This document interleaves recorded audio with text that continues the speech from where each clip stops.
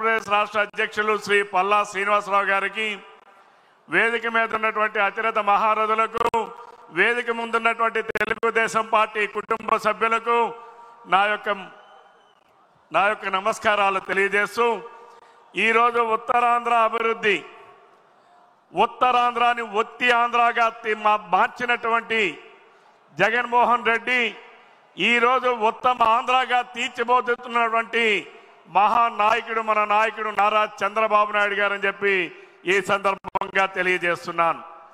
ఉత్తరాంధ్ర అంటే వెనుకబాటుతనం కాదు, ఉత్తరాంధ్ర అంటే మహా ఉద్యమం. ఆ ఉద్యమంలో ఎన్నో తెలుగుదేశం పార్టీ తాలూకా పాత్ర గణనీయం. తెలుగుదేశం పార్టీ ఆవిర్భవించక ముందు ఉత్తరాంధ్రలో ఒక్క ప్రాజెక్టు కూడా చేపట్టినటువంటి పరిస్థితులు ఉంటే అన్న నందమూరి తారక రామారావు గారు స్థాపించిన తర్వాత ఉత్తరాంధ్రలో ప్రాజెక్టుల పురోగతి ఈరోజు 60% భూములు ఈరోజు సాగునీరుకి నోచుకున్నారంటే కారణం తెలుగుదేశం పార్టీతో అనేది సాధ్యమైందని చెప్పి ఈ సందర్భంగా తెలియజేస్తున్నాను. గడచిన 5 ఏళ్ల పాటు అధికారంలో ఉన్నటువంటి వైఎస్ఆర్ కాంగ్రెస్ పార్టీ ఉత్తరాంధ్రాన్ని విస్మరిస్తే అక్కడ మంత్రులుగా పనిచేసినటువంటి వాళ్ళు జగన్మోహన్ రెడ్డి అరాచకాలకు ఒత్తాసు పలికారే తప్ప ఉత్తరాంధ్రకి న్యాయం చేసినటువంటి పరిస్థితులు లేవు అని చెప్పి ఈ సందర్భంగా తెలియజేస్తా ఉన్నారు. హుదూదు తుఫాను ఆనాడు విశాఖపట్నాన్ని తాకితే ఉత్తరాంధ్రాన్ని అతలాకుతలం చేస్తే హుదూదు వెళ్ళక ముందే విశాఖపట్నానికి చేరి ఆ రోజు చివరి టాకులా వణికినటువంటి విశాఖపట్నాన్ని 9 రోజుల పాటు బస్సులోనే ఉంటూ నిద్రాహారాలు మాని ఉత్తరాంధ్రాన్ని చివురుటాకులా వణికినటువంటి ఉత్తరాంధ్రాన్ని మళ్ళీ ఒక దారిలోకి తీసుకొచ్చినటువంటి సాహసోపేతమైనటువంటి అనేక కార్యక్రమాలు చేసినటువంటి పరిపాలనా దక్షుడు మన ముఖ్యమంత్రి చంద్రబాబు నాయుడు గారు. అలాగే విశాఖ నగరాన్ని ఆర్థిక రాజధానిగా మార్చాలని, విశాఖ నగరాన్ని ఐటీ హబ్గా మార్చాలని, ఆనాడు ఉన్నటువంటి ఏదైతే ఐటీ సెజ్గా మార్చాలని ఆనాడు చంద్రబాబు నాయుడు గారు అహర్నిశలు శ్రమిస్తే తర్వాత వచ్చినటువంటి జగన్మోహన్ రెడ్డి తన దాష్టికమైనటువంటి పరిపాలన ద్వారా విశాఖపట్నం నుంచి ఐటీ సెజ్ నుంచి 14 ఐటీ కంపెనీలు తరలిపోయానంటే జగన్మోహన్ రెడ్డి దాష్టికానికి బలి కానటువంటి ఏ ఒక్క వ్యవస్థ కూడా లేదు అనడానికి ఇదొక నిదర్శనం అని చెప్పి ఈ సందర్భంగా తెలియజేస్తున్నాను. ఆనాడు విశాఖపట్నంలో పెట్టుబడి సదస్సులు పెట్టి ఉత్తరాంధ్ర ప్రాంతానికి పరిశ్రమలు ఆహ్వానించి ఆనాడు ఉత్తరాంధ్రలో ఉన్నటువంటి వెనుకబాటుతనాన్ని పారద్రోలాలని, ఉత్తరాంధ్రలో ఉన్నటువంటి యువతరానికి ఉద్యోగ కల్పన, ఉపాధి అవకాశాలు కల్పించాలని ఆనాడు పెట్టుబడులు సదస్సులు పెడితే దానిని కూడా నిర్వీర్యం చేసినటువంటి వ్యక్తి జగన్మోహన్ రెడ్డి గారు అని చెప్పి ఈ సందర్భంగా తెలియజేస్తున్నాను. ఆనాడు విశాఖపట్నంలో ఐటీ హిల్స్ లో డేటా సెంటర్ను పెట్టాం. ప్రపంచంలోనే 5 సాఫ్ట్వేర్ కంపెనీలను పిలుచుకునేటటువంటి ఫ్రాంక్లిన్ టెంపుల్టన్ కానీ, బ్లాక్ చైన్ టెక్నాలజీ వంటి సంస్థలు విశాఖలో స్థాపించేందుకు ఆ రోజు కృషి చేస్తే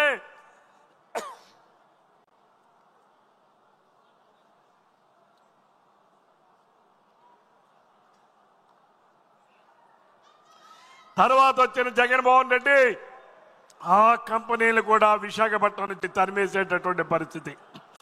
భారతదేశంలోనే మొట్టమొదటిగా వైద్య పరికరాల పార్కుగా ఆంధ్రప్రదేశ్లో మెడిటెక్ జోన్ ఏర్పాటు చేసి నిన్న కోవిడ్ సమయంలో ప్రపంచంలో కాదు, ఈ దేశంలోనే కాదు ప్రపంచంలోనే వైద్య పరికరాల మెడిటెక్ జోన్ నుంచి ఆ రోజు కోవిడ్ని కూడా ఆదుకునేటటువంటి కార్యక్రమాన్ని రూపొందించినటువంటి వ్యక్తి చంద్రబాబు నాయుడు గారు అని చెప్పి సందర్భంగా తెలియజేస్తున్నాను.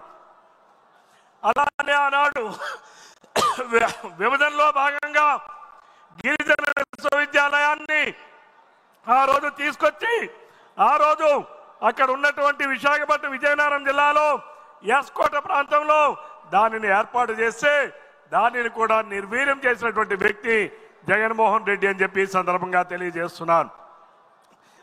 ఉత్తరాంధ్రకే తలమానికంగా విశాఖపట్నంలో ఉన్నటువంటి ఎయిర్పోర్ట్ని ఈరోజు భోగాపురం దగ్గర 3000 ఎకరాల్లో భోగాపురంలో ఇంటర్నేషనల్ ఎయిర్పోర్ట్ ఏర్పాటు చేయాలని ఆనాడు భూసేకరణ చేసి 3000 ఎకరాలని ఆనాడు ఎయిర్పోర్ట్కి అందిస్తే జగన్మోహన్ రెడ్డి ముఖ్యమంత్రి అయిన తర్వాత 500 ఎకరాలు ఉంచుకొని వైసీపీ వాళ్ళకి ధారాదత్తం చేయడానికి ప్రయత్నం చేసినటువంటి జగన్ రెడ్డి ఆనాడు ఉత్తరాంధ్రకి చేసినటువంటి అన్యాయం ఈ రోజు కూడా శాపంగా మారిందని చెప్పి ఈ సందర్భంగా తెలియజేస్తున్నాను. అలానే ఈనాడు ఉత్తరాంధ్ర జిల్లాలకి ఆనాడు వెనుకబాటుతనంగా ఉన్నటువంటి విభజన చట్టంలో ఉన్నటువంటి నిధులను తీసుకొచ్చినటువంటి ఘనత. శ్రీకాకుళంలో IIIT ఏర్పాటు చేశాం. భావనపాడులో ఆనాడు వాడరేవును ఏర్పాటు చేశాం. డయాలసిస్ కేంద్రాలను ఏర్పాటు చేశాం. ఆనాడు ఉద్దాన ప్రాంతంలో ఉన్నటువంటి కిడ్నీ డిసీజ్ను పారద్రోలడానికి ఆనాడు కిడ్నీ ఆసుపత్రిని ఏర్పాటు చేశాం. వంశధార బాహుదా నదుల అనుసంధానం, వంశధార రిజర్వాయర్ పూర్తి చేయడం, హాఫ్ షోర్ రిజర్వాయర్ పూర్తి చేయడం, ఉత్తరాంధ్ర సుజల స్రవంతికి 950 కోట్ల రూపాయలతో పనులు ప్రారంభించి మళ్ళీ ఈనాడు శరవేగంగా ముందుకు తీసుకెళ్తున్నటువంటి నాయకుడు నారా చంద్రబాబు నాయుడు గారు అని చెప్పి ఈ సందర్భంగా తెలియజేస్తున్నాను. అంతేకాదు ఆనాడు ఉదూదు తుఫాను వస్తే విశాఖపట్నాన్ని కాపాడినటువంటి రిషికొండని బోడిగుండుగా మార్చి 500 కోట్ల రూపాయల ప్రవాధనాన్ని వెచ్చించి ఈనాడు ప్యాలెస్లు నిర్మించి నిరుపయోగంగా చేసినటువంటి ప్యాలెస్ల వీరుడు ఈ జగన్మోహన్ రెడ్డి అని చెప్పి ఈ సందర్భంగా తెలియజేస్తున్నాను. అలానే కొట్టు సత్యనారాయణ గారు మాజీ మంత్రి, వైసీపీలో మాజీ మంత్రిగా పనిచేసిన ఆయనకి ఈరోజు 65 ఎకరాలు అప్పనంగా కట్టబెట్టినటువంటి పరిస్థితి. రామ్కి అయోధ్య రామరెడ్డి గారికి ఆ రోజు అక్కడ ఉన్నటువంటి వైజా స్టీల్ ప్లాంట్ దగ్గర ఉన్నటువంటి షేడానగర్ లో 28 ఎకరాలు ఇచ్చి అపార్ట్మెంట్లు కట్టడానికి ఇచ్చినటువంటి పరిస్థితి. నేను అడుగుతా ఉన్నాను జగన్మోహన్ రెడ్డి, ఇదేమైనా నీ నాయని సొత్తా అని చెప్పి అడుగుతా ఉన్నాను. ఎవరైనా భూములు ఇస్తే పరిశ్రమలకు ఇస్తాం, దానివల్ల వెనుకబాటుతనంలో ఉన్నటువంటి అక్కడ ఉన్నటువంటి నిరుద్యోగ యువకులకి ఉపాధి అవకాశాలు పెరుగుతాయి. కానీ జగన్మోహన్ రెడ్డి 28 ఎకరాలు 800 అపార్ట్మెంట్ కట్టడానికి ఇచ్చాడనంటే ఏ రకంగా ఉత్తరాంధ్రాన్ని దోచుకున్నారో ఒక్కసారి ఉత్తరాంధ్ర ప్రజలు గమనించాలని చెప్పి ఈ సందర్భంగా కోరుతా ఉన్నాను. అలాగే ఆనాడు ఏదైతే విశాఖపట్నంలో విశాఖ ఉక్కు ఆంధ్రుల హక్కు అనేది నినాదం కాదు, విశాఖ ఉక్కు ఆంధ్రుల హక్కు అనేది అదొక నిజం. ఆ నిజానికి ఎప్పుడైనా ఇబ్బందులు వస్తే, ఆ నిజానికి ఎప్పుడైనా కష్టాలు వస్తే ఆనాడు వాజ్పేయి గారి ప్రభుత్వంలో, ఆనాడు చంద్రబాబు నాయుడు గారి నాయకత్వంలో కొన్ని వేల కోట్ల రూపాయలు తీసుకొచ్చి ఆనాడు విశాఖ ఉక్కు పరిశ్రమను ఆదుకున్నటువంటి మహానాయకుడు నారా చంద్రబాబు నాయుడు గారు. మరలా దాన్ని ప్రైవేటైజేషన్ చేస్తామంటే పోస్కో అనేటటువంటి కంపెనీతో చీకటి ఒప్పందాలు చేసుకొని వైజాగ్ స్టీల్ ప్లాంట్ భూములు కూడా కొట్టేయడానికి పథకాన్ని రచించినటువంటి వ్యక్తి జగన్మోహన్ రెడ్డి అయితే ఈనాడు మనలా కేంద్రంతో మాట్లాడి ఏదైతే ప్రైవేటీకరణ చేసేటటువంటి స్టీల్ ప్లాంట్ ఉందో 11,400 కోట్ల రూపాయలు ఇచ్చి ఈ రోజు స్టీల్ ప్లాంట్ ను ప్రైవేటీకరణ చేయకుండా దానిని ఆదుకోవడానికి ప్రయత్నం చేసింది మన ముఖ్యమంత్రి నారా చంద్రబాబు నాయుడు గారు అని చెప్పి ఈ సందర్భంగా తెలియజేస్తున్నారు. ఆనాడు గడిచిన 5 సంవత్సరాల్లో ఉత్తరాంధ్రలో ఉన్నటువంటి సాగునీటి రంగ ప్రాజెక్టుల కోసం 1832 కోట్ల రూపాయలు ఖర్చు చేస్తే గడిచిన 5 ఏళ్లలో జగన్మోహన్ రెడ్డి 528 కోట్లు మాత్రమే ఖర్చు పెట్టి ఈ రోజు రైతాంగాన్ని అధపాతానికి నెట్టినటువంటి గనుడు జగన్మోహన్ రెడ్డి అని చెప్పి ఈ సందర్భంగా తెలియజేస్తా ఉన్నారు. అంతేకాదు ఆనాడు రైల్వే జోన్ రాష్ట్ర విభజనలో ఉత్తరాంధ్ర ప్రాంతంలో వైజాగ్లో రైల్వే జోన్ పెడతామని చట్టంలో చేస్తే కనీసం 52 ఎకరాల భూమిని కూడా ఇవ్వడానికి మనసు రానటువంటి వ్యక్తి జగన్మోహన్ రెడ్డి.